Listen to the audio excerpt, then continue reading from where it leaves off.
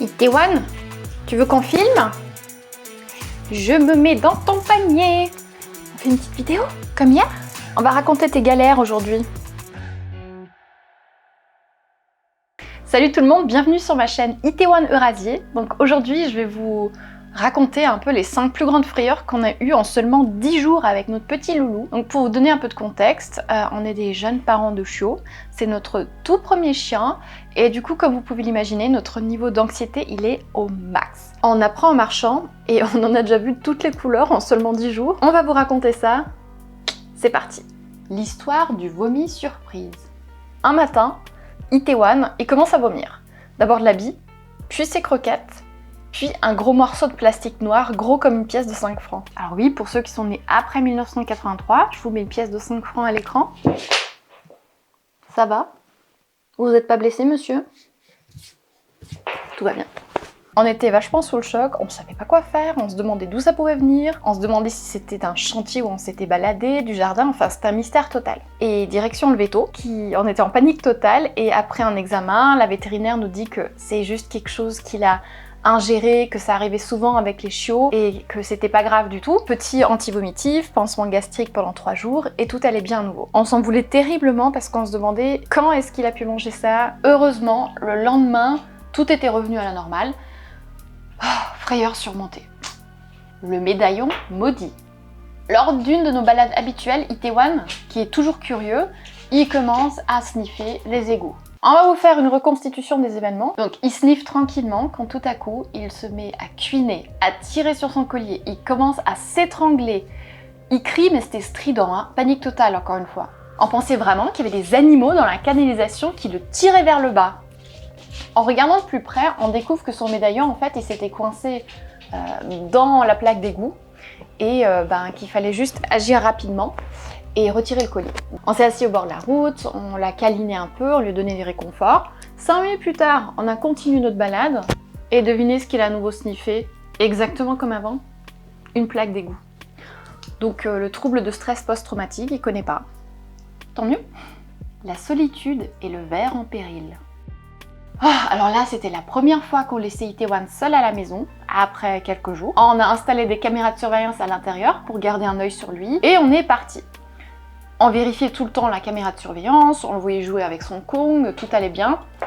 Jusqu'au moment où il va à la table basse, il saute dessus, il jette une bouteille et un verre, et on se dit merde, qu'est-ce qu'on va faire? Le verre, il est tombé en fait entre la table basse et le canapé. Du coup, on savait pas, est-ce qu'il est cassé? Est-ce qu'il y a des morceaux? On n'arrêtait pas de scanner le sol avec la caméra de surveillance. Est-ce qu'il y a du sang quelque part? Est-ce qu'il a le museau bien ou pas? Et en fait, on a fait demi-tour, on est rentré à la maison, le verre était intact. Merci Ikea, c'est du solide. Et il est passé à autre chose. Donc, catastrophe évitée, hein. La chute du canapé à 11h du soir. Alors, un soir, on l'a pris avec nous sur le canapé pour câliner parce qu'il demandait. En général, il se couche avec nous, on câline un peu et quand il veut se lever ou descendre, on le prend et on le redescend. Là, il a fait le kamikaze, donc reconstitution avec le panda. Il a posé ses pattes avant sur la table basse surélevée, il a perdu l'équilibre, il a glissé avec ses fesses du canapé. Résultat, il se cogne le dos et tombe sur la tête et sur sa patte avant. Il est en larmes, enfin, on est en larmes, lui il cuine. Et quand il marche, quand il se met sur sa petite patte, il boite. Il boite, il cuine, il a mal. Bref, on n'en pouvait plus, on s'en voulait terriblement. On s'est dit pourquoi on l'a laissé sur le canapé, pourquoi on n'a pas fait plus attention. Donc on a appelé Vétadom et il y a la vétérinaire qui est venue. Elle l'a ausculté et elle lui a donné un petit anti-inflammatoire et elle a dit que c'était plus de peur que de mal et que les chiots c'était des petits drama queens. T'es une drama queen, Loulou? Non, tu te sens pas concernée. Heureusement, tout allait bien le lendemain et il a déjà pu jouer avec ses potes, donc une autre frayeur de passé. Voilà, c'était nos 5 frayeurs en total qu'on a eu en 10 jours. Alors oui, si vous avez été attentif, c'était 4 histoires, j'ai oublié la 5e, donc on va vous la raconter maintenant. Saut du canapé en pleine nuit.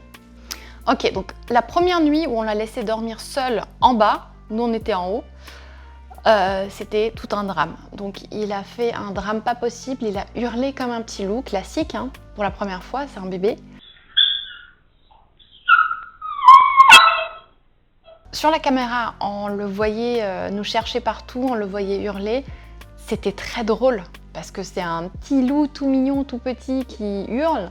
Et en même temps, ça nous brisait le cœur parce que c'est notre petit bébé, il se sent abandonné, il n'est pas bien. Donc il courait partout, à droite, à gauche, il nous cherchait. Oh, et là, on le voit sur la caméra, il saute sur le canapé. Et en plus, il saute sur le haut du canapé, le point le plus haut. Et après, il se jette sur le sol, sur le parquet qui est glissant et où il se casse la gueule toutes les 10 minutes. Oh, nos cœurs se sont arrêtés. Donc il avait l'air un peu sonné. On est descendu, on a regardé si son cœur battait bien, si c'était pas blessé, si... Voilà, il avait l'air un peu sonné, mais c'est tout. Ça, c'était la frayeur de la nuit. Et puis, on retourne aux autruches. Voilà, c'était nos 5 ports total en 10 jours avec Itaewon. Donc autant dire qu'on s'ennuie jamais avec lui. Et vous, chers parents débutants, quelles sont vos frayeurs avec vos chiots? Laissez-moi vos histoires en commentaire, ça m'aidera à me dire qu'on n'est pas seul. Merci de m'avoir regardé jusqu'au bout. N'oubliez pas de liker, commenter et de vous abonner pour suivre les aventures de Itaewon. Et je vous dis à bientôt! Je peux encore rester un peu dans ton panier? C'est super confort.